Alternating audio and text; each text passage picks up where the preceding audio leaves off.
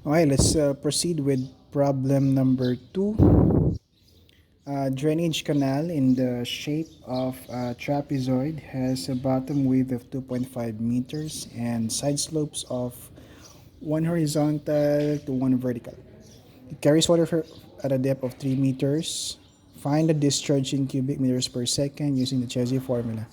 Use scalar formula and determine the value of C. Determine also the value of discharge if C is to be computed using Manning's formula. The slope is 0.009 and the roughness coefficient N is 0.615. So first we need to solve the discharge using the Chezy.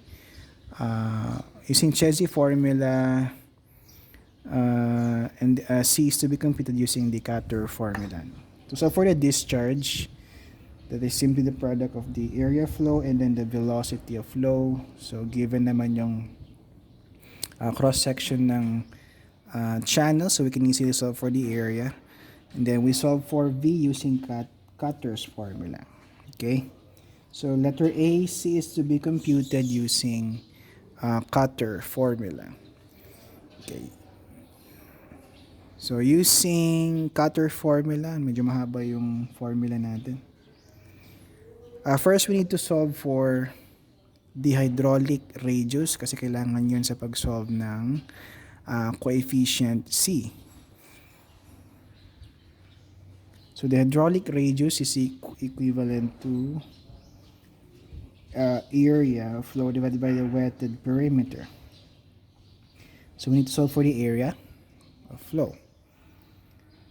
So again, since the cross section is a trapezoid, the area is equal to yung lower base natin plus the upper base divided by 2 times the depth of flow. So we know the lower base, we know the depth of flow. We need to solve for the upper base of the trapezoidal area.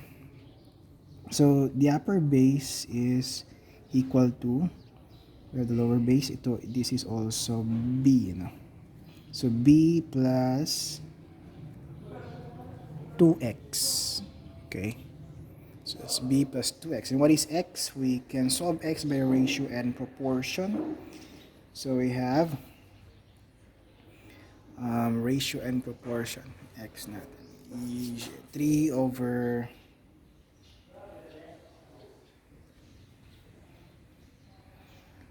1.5. Okay. So 3 for 1.5 is equal to x over 1. So x is equal to 2 meters. So by ratio and proportion. Now we can solve for the area of flow. So the area of flow, let me adjust. E is equal to, we have 2.5 plus B here. It's B plus 2x, So that's 2.5 plus twice of x, which is 2 meters, divided by 2 times the depth of flow, that is 3 meters. So the area of flow is equal to, what's the area of flow? 13.5 square meters. So 13.5 square meters. Okay, so we're done solving for the area of flow. Next, we solve for the wetted perimeter. So why do we need the wetted perimeter? We need that to solve for the hydraulic radius. Okay, so the wetted perimeter. Okay, so if the inclined distance here is y, then the wetted perimeter is equal to 2.5 plus 2y. Oh, this is y, this is also y. So 2y. Now we solve for y. So what is y? We solve for y by ratio and proportion again. So that is 3 over 1.5. You can also use 1 here since we have solved for x naman na. So, yun lang. 3 over 1.5 should be equal to 1.5 talaga.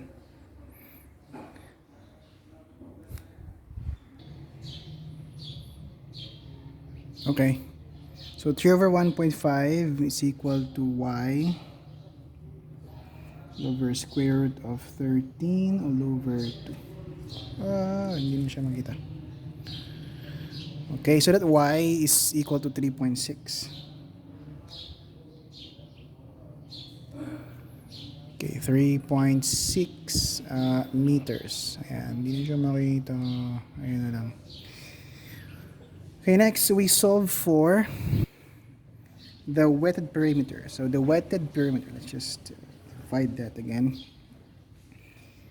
The wetted perimeter is equal to 2.5 plus 2y, y is 3.6 meters. So the wetted perimeter is 9.7 meters, which that will give us, yung hydraulic radius natin is 13.5 square meters divided by 9.7 meters. So the hydraulic radius is 1.39 meters. So now we already have R, which we need in the computation of C using Cotter formula. So using Cotter formula, C is equal to, medyo mahaba.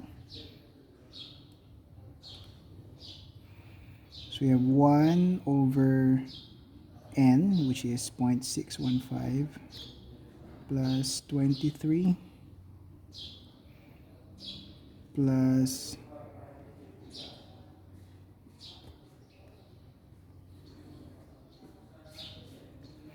over yung slope natin, all over 1 plus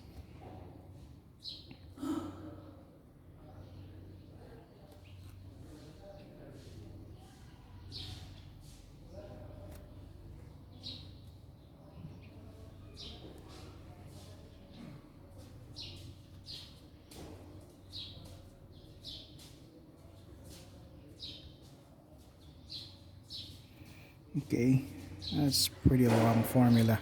So C is equal to, finally, we have 1.9. Yung C natin, now we can solve for the discharge Q using Chezy formula. That's C, V is equal to C square root of R. So using Chezy, V is equal to C square root of RS, and discharge is equal to area times velocity.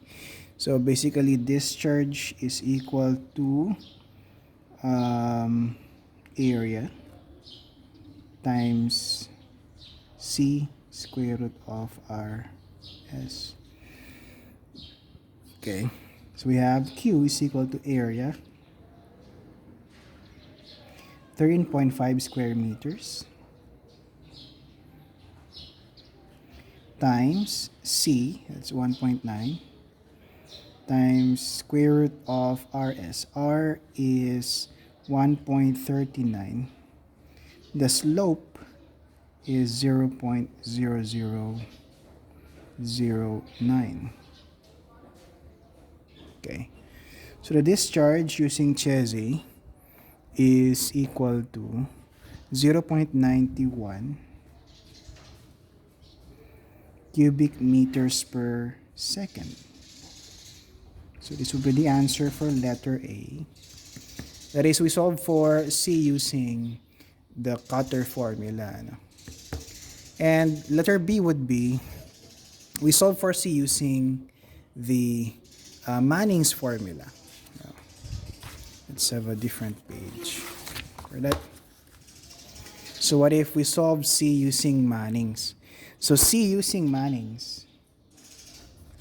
Wait lang.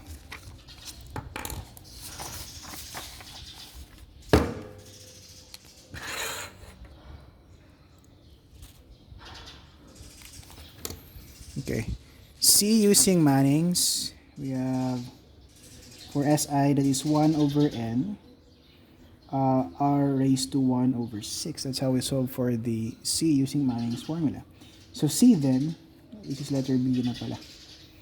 So C then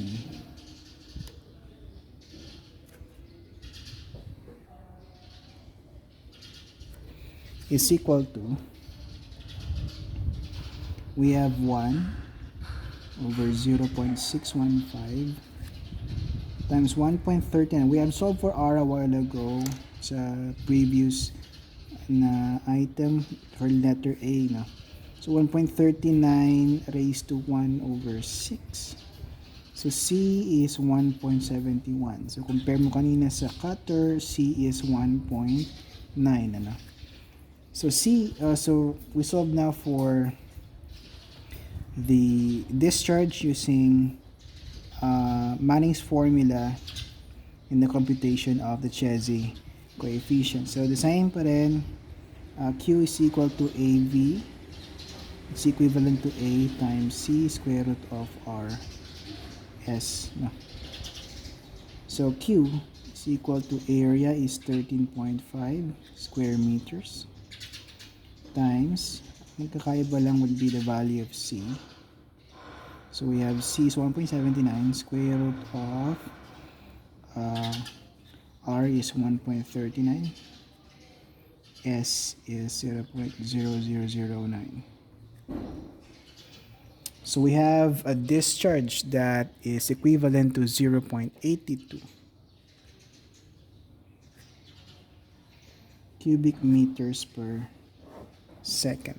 Okay, that's how we solved the discharge using Manning's formula in the computation of C using the Chezy formula. Now we can, since Manning's formula is derived from Chezy, galing din yan sa Chezy formula, we can directly solve the discharge using the Manning's formula. So using Manning's formula, Q is equal to A over N, R raised to 2/3, S raised to 1/2. So with that, Q is equal to 13.5 divided by 0.615. We have 1.39 raised to 2/3. And we have S raised to 1/2, 0.0009. So Q is, of course, you should get the same result. 0.82 cubic meters per second. Okay. So instead of computing for C pa to be used in Chezy formula, you can directly solve it using the Manning's formula. No? Okay. So that's number 2. Okay. So we will solve the other 2 problems in a separate video na lang.